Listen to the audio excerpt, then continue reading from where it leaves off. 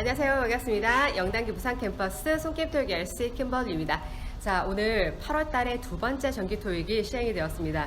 여러분의 난이도는 체감 난이도 어떠셨는지 궁금합니다. 최근 들어가지고 LC 시험이 굉장히 어려웠던 경향이 있어서 오늘 또 어려우려나 하고 걱정을 많이 하고 왔는데, 오늘은 그래도 최근 있었던 그 토익에 비해서는 어느 정도는 좀 괜찮았던 것 같아요. 그래서 파트 1 같은 경우 굉장히 무난했습니다. 파트 1은 뭐 특별히 어려운 단어도 나오지 않았었고, 뭐 발음이 뭉개져서 뭐 안 들린다라는 것도 없었습니다. 그래서 파트 1은 정말 중에서 중하 정도의 아주 쉬운 난이도였다고 평할 수 있을 것 같아요.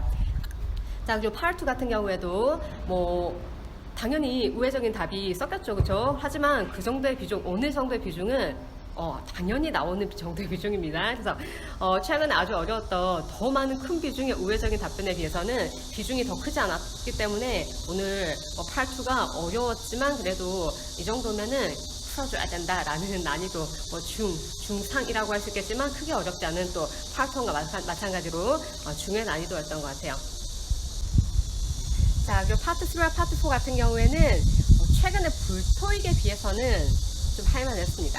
공부를 좀 하셨고 실력을 쌓았다라면은 어느 정도 따라갈 수 있는 난이도일 때, 근데 그 난이도가 절대 쉽지 않습니다. 최근 들어서는 뭐 문제를 읽고 단어만 매칭해서 답을 찾는다던가 스킬만으로 절대 되지 않는 게 요즘의 토익이에요. 말 그대로 실력을 쌓아가지고 문제를 풀어야 되고 실력을 쌓는 만큼 점수가 나옵니다. 자, 그러면 자세하게 어떤 문제가 나왔었는지 자세한 문장과 함께 논란의 문제 한번 알아보도록 하겠습니다. 토익하면 손김. 자, 그러면 파트 1부터 상세한 문장으로 어떤 문제가 어떻게 나왔는지 알아보도록 하겠습니다. 자, 넘버 1 시작합니다. 자, 1번 문제 같은 경우에는 어떤 가게에서 여자가 냉장고 문을 약간 열고 뭔가를 꺼내는 모습이었어요. 정답은 She is taking an item from refrigerator 해서 뭐 틀릴 거 없이 오답의 함정 없이 나왔었습니다. 자, 그리고 2번 문제 갑니다. 넘버 2 같은 경우에도 오답의 함정은 없었습니다. 여자가 여러 명 앉아 있었고 각각의 행동이 좀 달랐어요. 그 중에 한 명의 여자가 신발끈을 묶는 모습이 있었어요. One of the women is tying her shoe. 그대로 정답 되는 문장이었습니다. 자, 3번 역시 주요한 동작이 그대로 답이었습니다. 한 남자가 사무실에서 뭔가를 게시하는 모습이었어요. 그대로 묘사. The man is posting some information. 정말 1, 2, 3번 같은 경우에는 정말 틀리면 안 된다 쉽게, 정말 깔끔하게 쉽게 정답이 나왔었습니다. 다 맞추셨죠? 자, 4번으로 가겠습니다. 4번 문제 같은 경우는 기억나시나요? 한 남자가 삽을 들고 있고 바닥에는 시멘트가 섞여져 있는 게 이렇게 놓여져 있는 그런 모습이었어요. 그래서 주변에 남자가 서 있었는데 그 모습을 묘사해서 He is spreading cement from the shovel. 삽으로 시멘트를 펼치고 있습니다 라고 하는데 막 펼치고 있는 동작은 아니었어요. 하지만 다른 곳에 답될 곳이 없으면서 정답은 D번 정답이었습니다. 자, 5번 가겠습니다. 자, 넘버 5 같은 경우에 사무실 안에 모습이었어요. 그래서 가장 눈에 띄는 모습은 정말 서랍칸 하나가 훅 열려져 있는 모습이었어요. 그대로 묘사해서 A drawer has been wrapped open. 언제나 이 leave란 동사가 완료 수동태로 어떤 상태로 놓여져 있다. 굉장히 잘 씁니다. 그래서 익숙해야 됩니다. 완료 수동태 has been wrapped open. 열려져 있었다. 정답은 C번 정답이었습니다. 자, 마지막 6번까지도 크게 어렵진 않았습니다. 정말 이번 파트 1에서는 그렇게 어려운 단어 없었어요. 오타가 있네요. 3번이 아니고 6번 문제입니다. 자, 6번 문제는 사무실, 우리 회사 안에도 약간 키친 있잖아요. 그죠? 직원들이 사용하는 왜 스타프 라운지 같이 약간 주방의 모습이었던 것 같아요. 자, 그런 모습, 여러 가지 물건이 놓여져 있었는데 거기서 컵들이 머그잔 같은 게, 찬잔 같은 게 주름이 나열된 모습이 있었어요. 그거를 묘사해서 A번에서 some cups have been lined up on shelves 라고 답이 나왔었습니다. 자, 이렇게 6문제 여러분이 보셔도 정말 무난한 문제였고 발음 또한 아주 클리어하게 헷갈림 없이 뭉개짐 없이 정확히 나왔었습니다. 만점을 받아야 되는 파트입니다. 자, 그러면 이제 파트로 넘어가겠습니다. 자, 이번 달 파트 2 절대 쉽다고는 말할 수 없습니다. 중상의 난이도 여전히 유지를 하고 있습니다. 하지만 다른 때보다는 그래도 우회적인 답변의 비중이 조금은 작았다. 그래서 좀 연습이 되신 분들은 분명히 조금은 풀만한 파트 2 아니었나 싶습니다. 자, 그러면 여러분들이 헷갈리고 좀 논란이 될 만한 문제 위주로 같이 한번 상세하게 살펴보도록 할게요. 자, 그 첫 번째 문제는 10번의 문제입니다. 자, 7, 8, 9에는 너무 확연한 문제들이어서 바로 넘어가고 넘버 10 갑니다. 자, 10번 문제 크게 어렵진 않았어요. 질문은 Where is the store manager? 가게 매니저 어디 있어요? 라는 질문에 어디 있다라고는 말하지 않았지만 답변은 She went out for lunch. 지금 점심 먹으러 나갔어 라고 하면서 좀 오답도 확인했어요. A, B 소거가 정확히 되면서 정답은 C번 밥 먹으러 나갔다. 이런 문제였습니다. 자, 그리고 사이에 좀 스킵을 하면서 14번으로 가겠습니다. 14번 문제 같은 경우에는 어떤 질문이었냐면 자, when should we call the client in Beijing? 끝에 제가 생략을 해뒀는데 in Beijing이라는 게 중요한 어떤 포인트입니다. 자, 베이징에 있는 고객한테 우리가 언제 전화 걸어야 될까? 라고 했더니 정답은 약간 우회적으로 It's only 5 a.m. there now. 거기 베이징은 이제 5시야. 새벽 5시죠. 이제 겨우 새벽 5시야. 그 말은 지금 걸면 곤란하고 좀 더 있어야 된다는 답변을 우회적으로 진짜 현실의 대화처럼 대답했습니다. 정답은 C번이었습니다. 넘어갑니다. 자, 연속 15번으로 가겠습니다. 자, 15번 같은 경우에는 우회적인 답변은 아니었어요. 근데 혹시나 단어를 모른 채 답 잡진 않았을까 하고 한번 준비해봤어요. 자, number 15 문제는 자, where should we set up the packaging machine? 그래서 어떤 포장 기계 같은 게 있어. 기계를 어디에다가 설치해야 될까? 그랬더니 답은 아주 확연하게 by the loading dock. 네, 장소 요거 알고 있습니까? loading dock 하면 하역장이요. 하역장 옆에라고 하면서 이 단어 외우세요. loading dock 하면은 하역장입니다. 그래서 where에 딱 맞는 장소 나왔었습니다. 자, 그 다음 문제 또 16번으로 갈게요. 자, 16번 질문은 한번 질문 보세요. 질문이 자, 우리가 커스튬, 의상이라면은 뭐 무대복이라던가 뭐 여러 가지 이런 의상을 어디로부터 구매해야 될까? 누구에게 구매해야 될까라는 who question이었어. 근데 우회적으로 who에 맞게 뭐 사람이라던가 가게 이름 나오지 않고 정답 나오기를 It's cheaper to make ourselves. 우리가 그냥 만드는 게 제작하는 게 더 저렴하긴 해. 라고 이렇게 나왔었습니다. 정말 현실의 대화입니다. 그죠? 정답은 B번. 쉽지 않은 문제였습니다. 자, 또 약간 넘어갈게요. 자, 17번 스킵을 하고 넘버 8로 갑니다.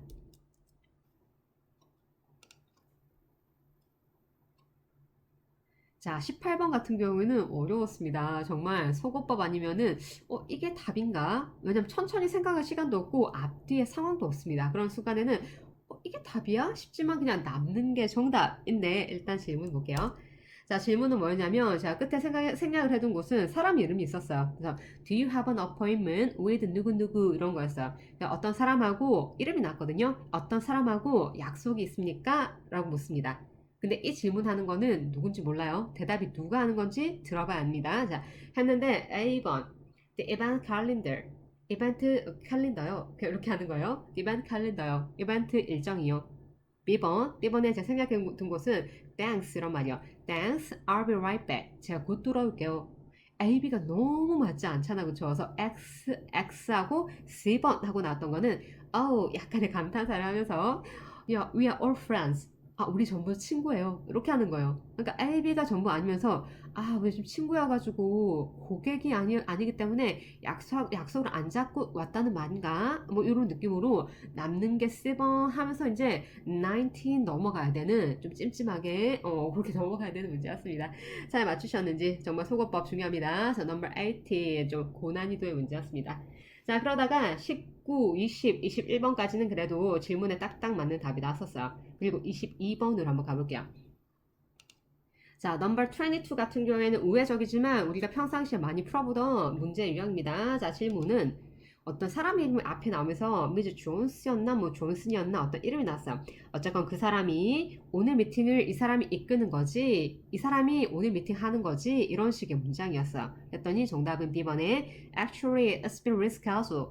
그거 스케줄 다시 잡혔는데 뭔가 스케줄 변경이 있는데 우리 이런 거 많이 해봤죠, 그쵸? 스케줄 바뀌었다 혹은 뭔가 캔슬이 됐다 이런 것들. 그래서 답변이 우리가 좀 그래도 우회적이지만 많이 해봤던, 그래서 좀 풀어줘야 했던 넘버 22였습니다. 자, 그러면 24번의 문제로 넘어갑니다. 넘버 24. 자, 24번의 문제를 풀면서도 역시 제가 수업할 때마다 얘기했던 게 우회적인 답도 돌고 도는 것들이 굉장히 많다라고 했었을 거예요. 왜냐면 토익을 출제하는 사람들도 우회적인 답변을 계속 이렇게 많은 문제를 매회 출제, 특히나 요즘 한 달에 몇 번, 세 번의 시험이 있습니다. 이렇게 많은 문제를 출제내기 어려운 거예요, 당연히. 그래서 자, 질문의 단어를 조금 바꾸고 하면서 이제 또 비슷비슷한 답변들을 만들어내는 겁니다. 자, 오늘 나왔던 질문 볼게요, 일단.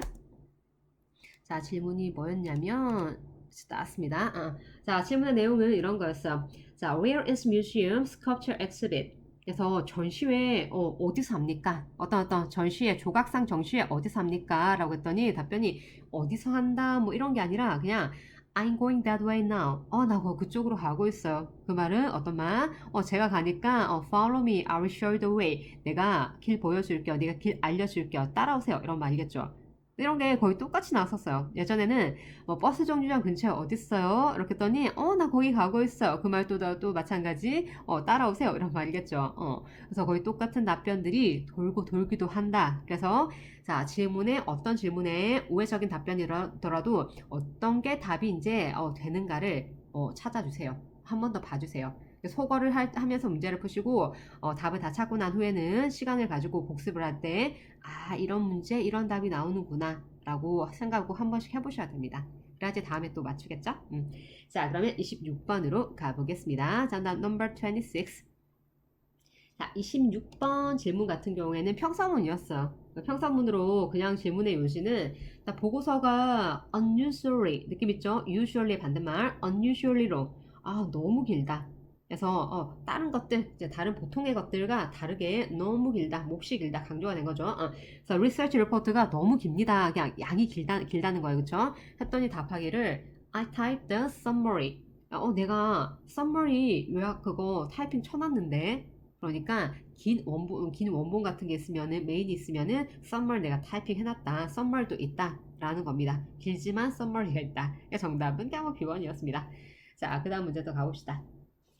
자, 그 다음 28번부터 끝까지는 줄줄줄 계속 우회적인 답변이었습니다. 넘버 28으로 갑니다. 자, 질문은 앞쪽에 제가 생략을 해둔 곳은 Could you help me? 저를 좀 도와주시겠습니까? 하고 도움을 요청하는 표현이었어요. 어떤 도움? 뒤쪽에 내용까지 상세히 들어야지 답을 맞출 수 있었어요. Could you help me draw up the contract? draw up 하는 거는 뭔가 작성을 하는 거예요. 그래서 계약서 작성하는 거 저를 좀 도와주시겠습니까? 라고 했더니 자, 수락을 할 경우에는 보통 아주 쉽게 okay, sure, of course, certainly 쉽지만 이런 말을 딱 쳐주면서 그냥 아주 쉽게 답이 나오고 거절을 하는 순간은 언제나 어렵게 내가 어떤 이유 때문에 거절한다라는 거절의 이유를 제시하는 게 이 패턴이에요. 그래서 저 계약서 작성하시는 거 하는 거 좀 도와주시겠어요? 라고 했더니 그 답변은 I have no legal expertise. 단어 아셔야 돼요.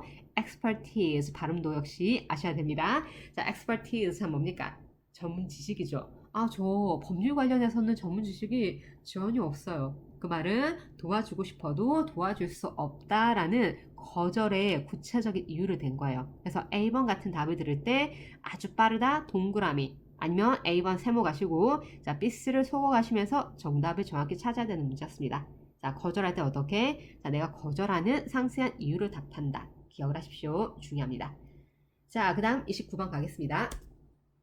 자, number 29의 문제는 질문은 이거였어요. 질문. 자, what's your dinner special this evening? 오늘 저녁에 저녁 스페셜 뭐예요? 라고 물었던 거예요. 했더니 답하기를 요즘에 이렇게 참 답 잘합니다. 스페셜 오늘 저녁 스페셜 뭐예요? 하면 뭐하고 뭡니다. 뭐 파스타하고 뭐예요? 이런 식으로 답을 직접적으로 해주기보다는 살짝 돌려가지고 뭐라고 하냐면 your server 당연히 담당하는 서버가 있잖아, 그쵸? 그것도 그 area라던가 테이블에 있어가지고 your server will be with you momentarily. 너 담당하는 서버가 곧 올 거예요. 곧 당신한테 갈 거예요. 잠시만 기다려주세요. 라는 말을 돌려 현실의 대화 같이 이렇게 답하면서 정답 C번에서 나왔었습니다. 잘 맞추셨습니까? 자, 연속적으로 우회적인 답변 2개 더 남았어요. 자, 30번 갑니다.